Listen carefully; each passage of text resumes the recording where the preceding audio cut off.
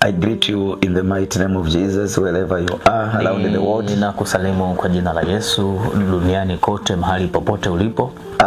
They took a paralytic man wakiwa wamembeba mwenye kupooza after heard the voice of Jesus Christ. Baada ya kuwa wamesikia sauti ya Yesu Kristo. After heard the testimony of Jesus Christ. Baada ya kusikia shuhuda za Yesu Kristo. After that they took the paralytic man. Kisha wakamchukua mwenye kupooza and arrived for Jesus was. Wakaenda naye mahali ambapo Yesu alikuwa. But the problem, it was a crowd. Na tatizo ilikuwa ni umati. It is a causes they were not succeed to meet Jesus. Na huo umati ulikuwa kikwazo cha wao kukutana na Yesu.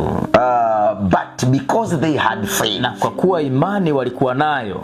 That's why they were not fail to meet Jesus. Na ndio maana hawakushindwa kukutana na Yesu. Whatever the challenge about the challenge about crowd of people. Haijalishi changamoto ya umati wa watu.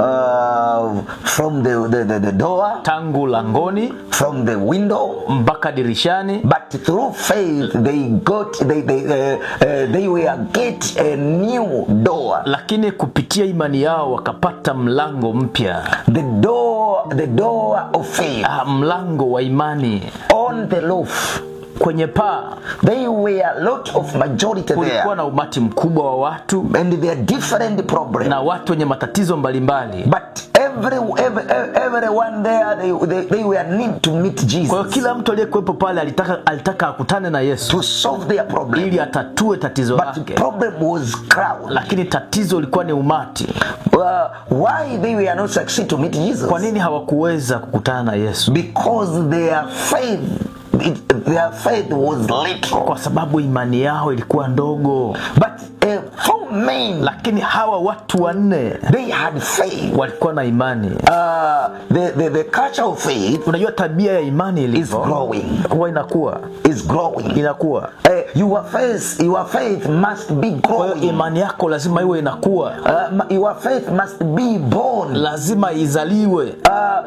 Faith is not image things. Kwa hiyo imani sio kama ujanja usanii. Faith is not dead things. Imani wala sio kitu mfu. But faith is living things. Imani ni kitu hai kabisa. But if is living, kwa hiyo kama ni kitu ambacho kiko hai, is growing. Kinakuwa. Is growing. Kinakuwa. Is growing. Kinakuwa.